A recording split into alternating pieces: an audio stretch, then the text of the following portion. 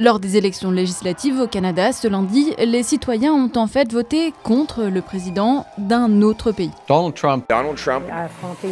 We're all going to stand up against Donald Trump. Cet homme, c'est Mark Carney. Vive le Canada! Candidat libéral, il est Premier ministre par intérim depuis mars dernier après la démission de Justin Trudeau. Et ce lundi, il a remporté une victoire serrée face au conservateur Pierre Poilievre.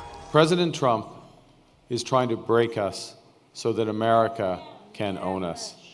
That will never ever happen. Une véritable remontada pour le parti qui a été donné perdant il y a quelques mois encore, avant la montée des tensions avec le président des États-Unis. Souvenez-vous, tout s'enflamme en février dernier quand Donald Trump, en signant des décrets, lâche ça. What I'd like to see Canada become our 51st state. We don't need them for anything. So I say, why are we doing this? Why are we willing to lose between $100 billion and $200 billion a year? We don't need them.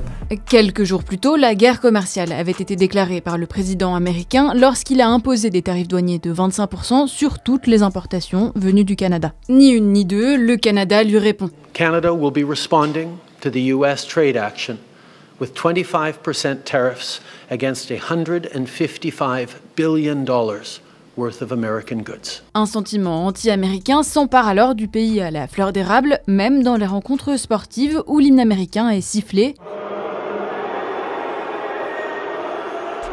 Fin février, un match de hockey se transforme en bagarre générale entre les deux équipes nationales.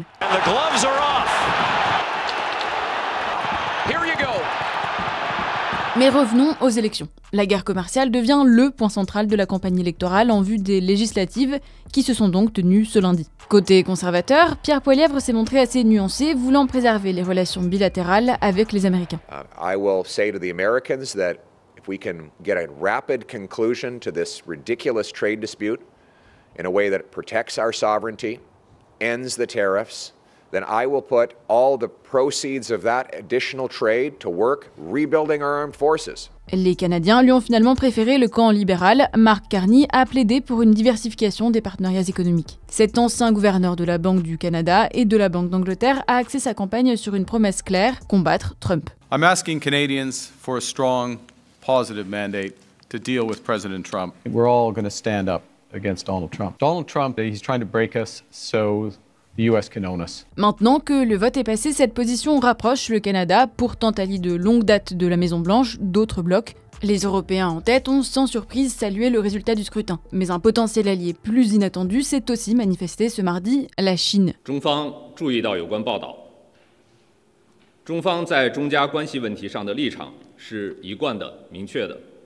中方愿在相互尊重、平等互利的基础上发展中加关系。